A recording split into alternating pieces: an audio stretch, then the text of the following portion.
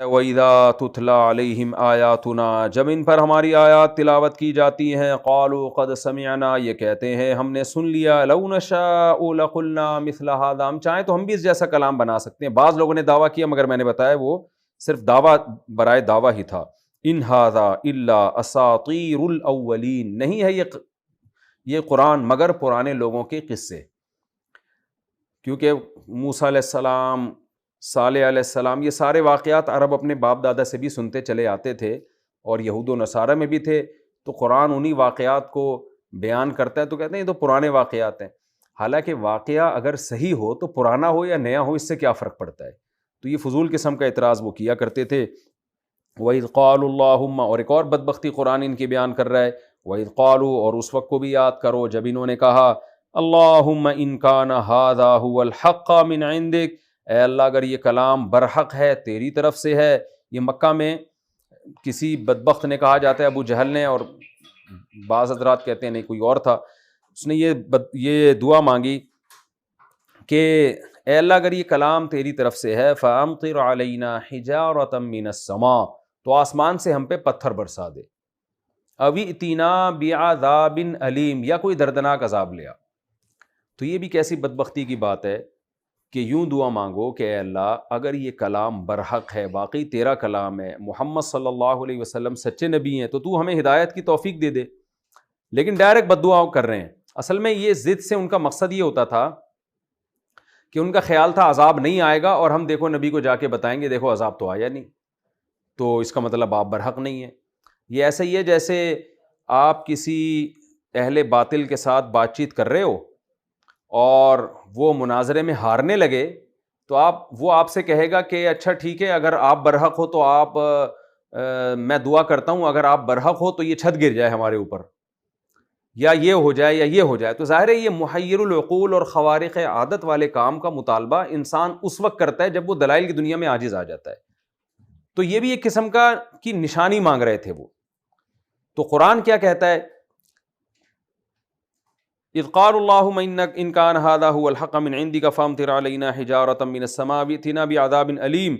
قرآن کہتا ہے وما كان الله ليعذبهم، اللہ ایسا نہیں ہے کہ ان کو عذاب دے دے، وانت فيهم، جبکہ آپ ان کے درمیان موجود ہوں۔ تو آپ کی موجودگی کی صورت میں اللہ عذاب نہیں دے گا، آپ کو اللہ نے تبلیغ کے لیے بھیجا ہے، ان پر عذاب نازل کرنے کے لیے نہیں بھیجا۔ ان کی بدبختی کی سزا ان کو فوراً اس انداز میں نہیں ملے گی، کیونکہ اللہ نے جو حساب و کتاب کا دن اصل رکھا ہے وہ آخرت رکھا ہے۔ تو یعنی قرآن کہہ رہے ایک معنی موجود ہے جس کی وجہ سے عذاب نہیں آتا، اور وہ دوسرا معنی کیا ہے؟ وما كان اللہ معذبہم، اللہ ان کو عذاب نہیں دے گا، وہم یستغفرون، اس حال میں کہ یہ استغفار کر رہے ہوں، اللہ سے معافی مانگ رہے ہوں۔ اس آیت کی دو تفسیریں کی گئی ہیں۔ ایک تفسیر تو یہ کی گئی ہے کہ ان میں بعض مشرکین ایسے تھے جو اللہ سے استغفار بھی کرتے تھے، اگرچہ بعض بدبخت تھے جنہوں نے کہا کہ اگر یہ نبی برحق ہیں تو آسمان سے عذاب نازل کر دے۔ تو ظاہر ہے جب عذاب آئے گا تو سب پہ نازل ہوتا ہے، لیکن بہت سے مشرکین ایسے تھے جو بیت اللہ کا طواف کرتے ہوئے اللہ سے توبہ اور استغفار کرتے تھے، مغفرت مانگتے تھے کہ ہمارے گناہوں کو معاف کر دے۔ اور کافر کی دعا دنیا کے حق میں دنیا کی حد تک قبول ہوتی ہے، اگرچہ کافر کے لیے آخرت میں حصہ نہیں ہے، لیکن اگر وہ اللہ سے دنیا مانگتا ہے تو دنیا کی حد تک اس کی دعا قبول ہو سکتی ہے۔ تو اللہ کہتے ہیں کہ ان میں کچھ لوگ استغفار کرتے ہیں، توبہ کرتے ہیں، تو ایسا نہیں ہے کہ اللہ کوئی قوم توبہ کر رہی ہو، استغفار کر رہی ہو اور اللہ اس کو عذاب دے دے۔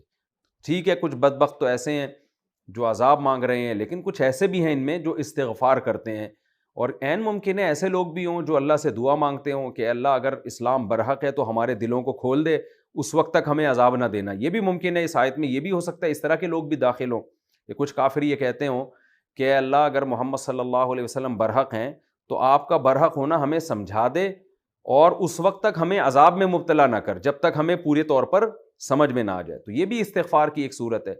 ایک تفسیر تو اس کی یہ کی گئی ہے کہ کچھ کافر استغفار کیا کرتے تھے۔ دوسری تفسیر یہ کی گئی ہے کہ اللہ ان کو عذاب سے بچنے کا طریقہ بتا رہے کافروں کو۔ وہ اللہ ان کو گویا یوں کہہ رہا ہے کہ تم جو اللہ سے دعائیں مانگ رہے ہو نا کہ اللہ اگر نبی برحق ہیں، یہ قرآن تیری طرف سے ہے تو ہم پہ آسمان سے پتھر برسا دے، تو اللہ کہہ رہا ہے جیسے نبی کی موجودگی میں عذاب نہیں آتا، اسی طرح یہ توبہ استغفار کریں تو بھی عذاب نہیں آئے۔ تو ان کو ترغیب دی جا رہی ہے کہ تم اللہ سے یوں دعا نہ مانگو کہ عذاب آئے، بلکہ یہ مانگو کہ اے اللہ عذاب نہ آئے۔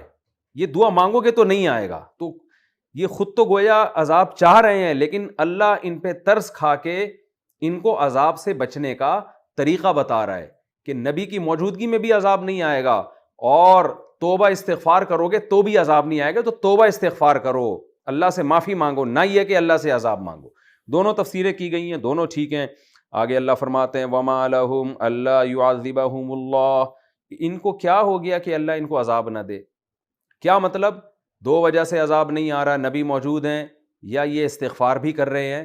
حقیقت یہ ہے کہ ان میں عذاب کے استحقاق، یعنی استحقاق تھوڑا گاڑا لفظ ہے، یہ عذاب کے حقیقت میں اہل ہیں، اس کی اہل ہونے کی ساری وجوہات ان میں پائی جاتی ہیں۔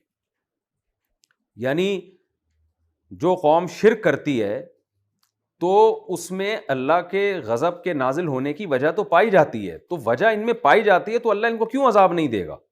تو علماء نے بیان کیا ہے کہ یا پہلے والے عذاب سے مراد ہے کہ ایسا عذاب جو ان کا خاتمہ کر دے، وہ تو نازل نہیں ہوگا، اس میں حکمتیں اللہ تعالیٰ کی، لیکن ایسا عذاب جو ان کو ان کی تنبیہ کا ذریعہ بنے یا دنیا میں سزا کا ذریعہ بنے، وہ والا عذاب ان پر آتا رہے گا، جیسے بدر میں آیا اور اس کے بعد جنگوں میں آیا، وہ سسٹم چلتا رہے گا، وہ عذاب آتے رہیں گے۔ اس لیے قرآن کہتے ہیں وَمَا لَهُمْ أَلَّا يُعَذِّبَهُمُ اللَّهُ، ان کو کیا ہو گیا کہ اللہ ان کو عذاب نہیں دے۔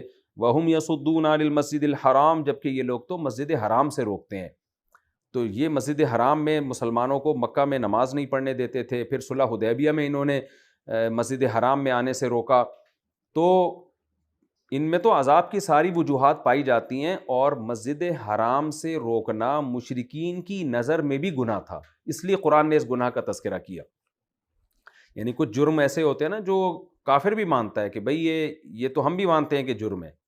تو مشرکین مکہ کو ناز تھا کہ پوری روئے زمین میں سب سے افضل ترین گھر بیت اللہ، اس کی چابیاں ہمارے پاس ہیں، ہم لوگوں کو پرمیشن دیتے ہیں کہ آئیں اور اللہ کے گھر کا طواف کریں، اور اس گھر سے لوگوں کو روکنا، یہ ہمارا گھر نہیں ہے، یہ اللہ کا گھر ہے، اس سے لوگوں کو روکنا یہ بہت بڑا جرم ہے۔ یہ بات تو مشرکین بھی مانتے تھے۔ تو قرآن کہہ رہا ہے کہ ان کے نظریے کے مطابق بھی یہ لوگ عذاب کے مستحق ہیں، عذاب کے مستحق ہیں۔ چھوٹا عذاب ان پر آئے گا جس کا اگلی آیت میں تذکرہ آ رہا ہے، بڑا عذاب نہیں آتا، اس کی وجہ ہم نے بتا دی، لیکن حقیقت میں چاہے چھوٹا ہو یا بڑا ہو، یہ بہرحال عذاب کے مستحق ہیں یہ لوگ۔ تو یہ اس خوش فہمی میں نہ رہیں کہ یہ جو انہوں نے دعا مانگی ہے کہ ہم پہ آسمان سے پتھر برسیں، اور پتھر پھر بھی نہیں برس رہے، تو یہ اس خوش فہمی میں نہ رہیں کہ اللہ ان سے خوش ہو گیا ہے یا ان کا مذہب برحق ہے، اس خوش فہمی میں نہ رہیں۔ حقیقت میں عذاب کے یہ لوگ بہرحال مستحق ہیں۔ تو قرآن کہتا ہے وَمَا لَهُمْ أَلَّا يُعَذِّبَهُمُ اللَّهُ، ان کو کیا ہو گیا کہ اللہ ان کو عذاب نہ دے۔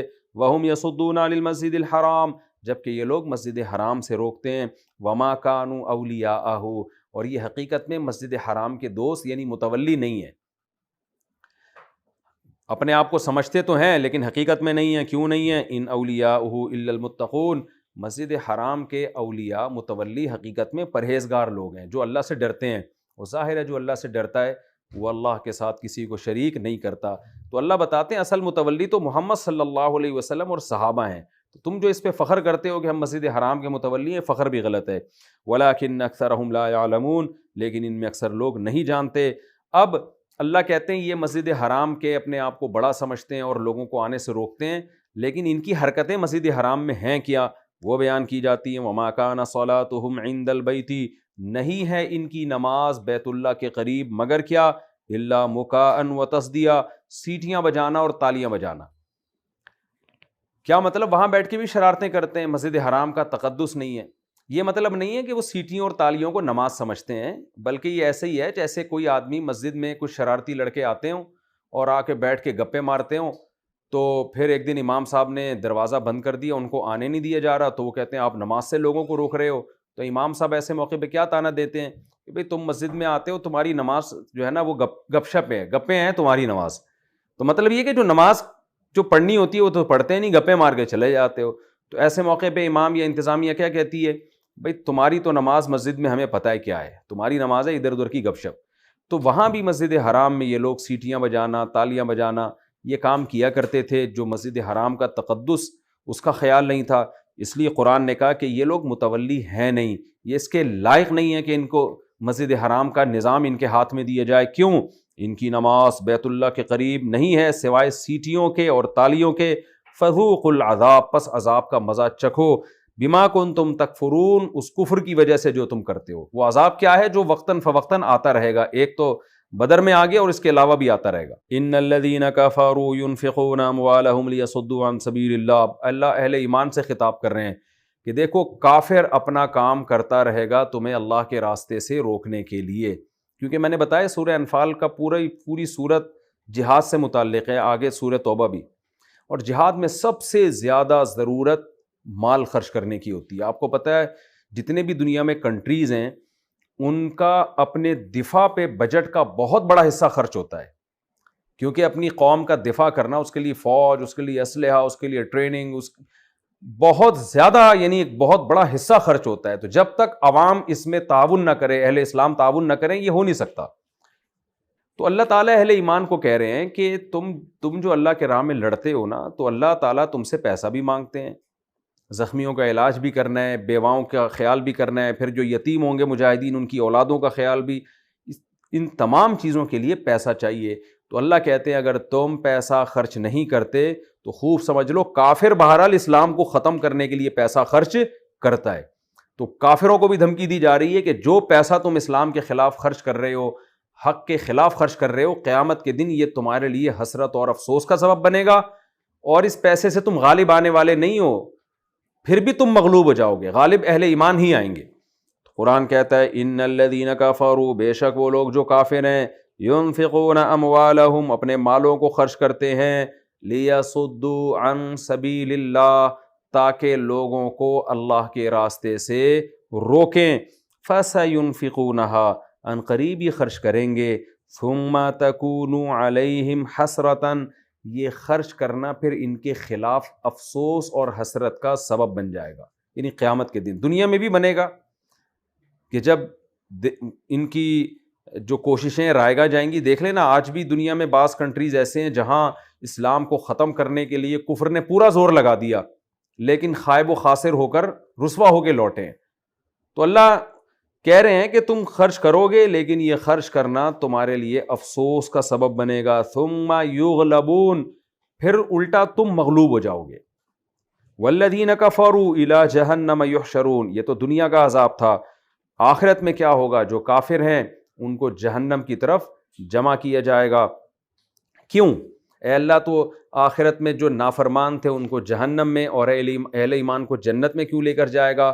اللہ اس کی وجہ بیان کرتے ہیں، لیمیز اللہ الخبیث من الطیب، تاکہ اللہ پاک کو ناپاک سے جدا کر دے۔ دنیا میں پاک لوگ اور ناپاک لوگ سب مکس رہتے ہیں۔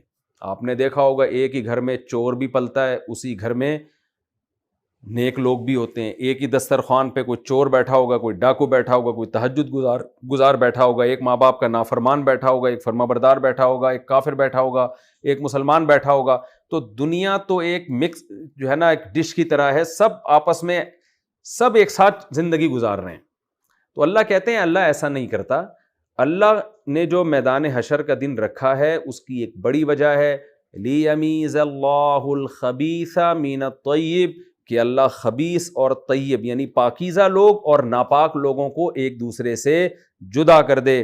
وَيَجْعَلَ الْخَبِيثَ بَعْضَهُ عَلَى بَعْضٍ، اور خبیثوں کے ساتھ اللہ کیا کرے گا؟ خبیث کو بعض کے ساتھ جمع کرے گا، فَيَرْكُمَهُ، پھر ان کو اکٹھا کرے گا، جمیعاً سب کو، کہ سارے جتنے نالائق لوگ ہیں، خبیث لوگ ہیں، جنہوں نے دنیا میں ظلم کیا تھا، دنیا میں حق کی مخالفت میں کھڑے ہوئے تھے، سب کو اللہ ایک طرف کر کے کیا کرے گا؟ فَيَجْعَلَهُ فِي جَهَنَّمَ، اور پھر ان کو اللہ جہنم میں پھینک دے گا۔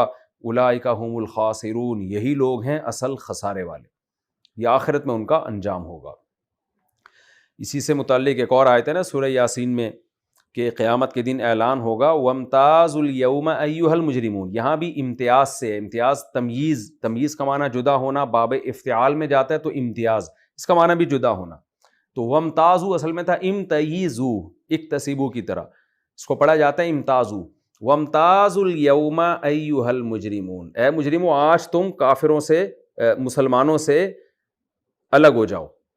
تو امام ابو حنیفہ رحمہ اللہ کا مشہور واقعہ ہے کہ پوری رات اسی آیت کو پڑھ کے وہ روتے رہے کہ قیامت کے دن ہمارا بنے گا کیا جب اللہ اعلان کرے گا نا اے مجرموں آج تم نیک لوگوں سے الگ ہو جاؤ, تو پتہ نہیں ہم اس وقت مجرم لوگوں میں ہوں گے یا نیک لوگوں میں ہوں گے.